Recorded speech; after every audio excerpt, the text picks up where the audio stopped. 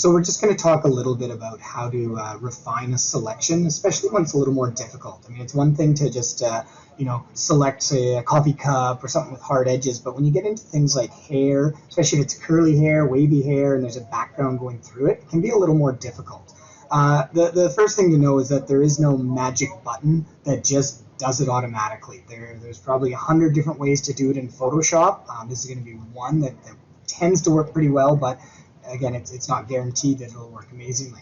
So we're going to start just by, we have a nice high resolution image right here, and we're going to start by going to the object selection tool, and we'll just draw a box around our person here, and it will automatically try to determine what the best selection is. And you can see it's done a pretty good job. It's actually done a really good job around the clothing and the body, but pretty not so great around the hair. It's okay, but it's obviously missing some. So we're just going to roughly refine it a little bit just by, we can go to the quick selection tool. If we hold down the shift button, it'll add to a selection. If we hold down the alt, it'll subtract. So I'm just going to subtract a little bit of this blue out just to try to get it a little better. Maybe try to add some of this hair in just so it knows that I'm looking for that hair.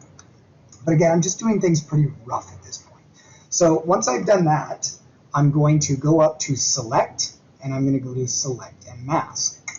And the select and mask tool is actually a really powerful way that you can kind of refine your selection without, doing it automatically at the start. So up here you have your views, right? You can look at it in an onion skin, and you can adjust the transparency to see what it's going to look like on a transparent background.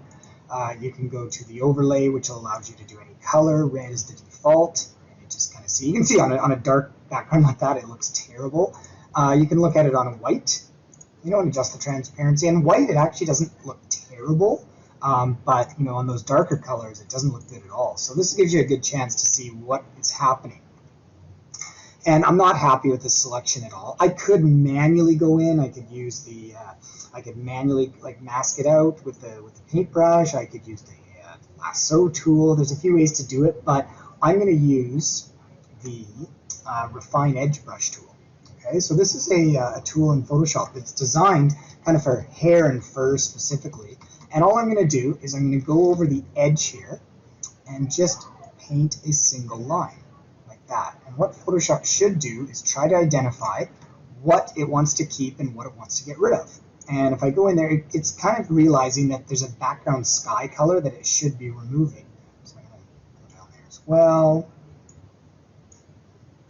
And it's actually doing a pretty nice job of it. Again, it's not perfect, and I may need to clean this up a little bit later, but overall, it's not too bad. Now, where you can really see if it's working or not is actually on the black and white version.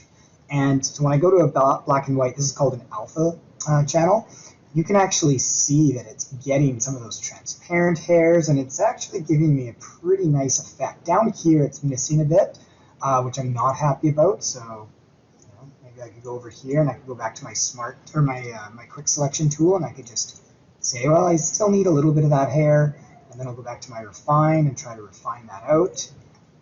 And again, I like looking on the alpha channel just to see how it's going. Overall, I'm pretty happy with that actually. And if I start looking at it on different backgrounds, you can see the black is actually coming through the hair. It's pretty solid. Now, you might notice, actually I might refine up there a little bit too.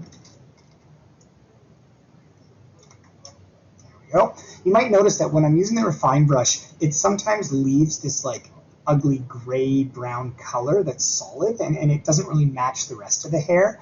That's something that we can fix eventually, but an easy way to try to fix it is to go over here to your output settings and decontaminate the colors. So if I decontaminate it, it tries to fill in the colors of what they should be. So now I've actually got a pretty decent cutout now. I'm pretty happy with this. You can further refine your selection here by, you can adjust how smooth everything is, so I could adjust that, and you just have to look at it and decide if it looks better or not. I mean, you could adjust the feather, how soft this selection is going to be. Most of the time, if you're getting a person, you probably don't want it to be too soft. You could adjust the contrast, and you could even adjust the shift edge. Now, the shift edge, when you increase it, it kind of brings the edge back. which you don't want, but if you decrease it below 0, it'll actually start taking away some. And sometimes if you have a bit of a faint glow around the edges, that's a nice way to get rid of that color. So I might just shift the edge a little bit. So from here, you know, I think I'm pretty happy with it. I could look in here a little bit more to see if there's anything that's kind of missing. And it looks like that is kind of missing or whatever. So, you know, I might take my quick selection tool up there and just add that back in. And I mean, really, you're just working with this to get the final result that you are happy with. And at the end of it, you are always able to manually adjust it. And that's what I'm going to show you now. So once you're overall, you're good with this, you're going to go down to your output 2, and you're going to make sure you choose new layer and layer mask. Okay, and you're going to click OK.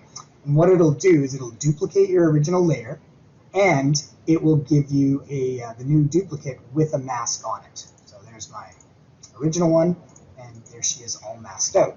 One of the things I always like to do is add in a solid color just to kind of test it out, just to check it on different colors. So let's give myself a nice bright red. I'll just drag it below her, and you can see it looks pretty good on a red one. I'll refine it a little bit, but I could easily just switch this out to, you know, blue, yellow, orange, red, whatever, just to kind of see how it's looking.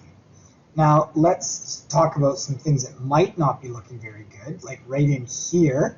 Not very happy with that. So in that case, I'm just going to select my mask tool, and I'm going to use my paintbrush, and I'm going to make sure that I'm flipping between black and white. A really quick way to flip between them is just hit the X key.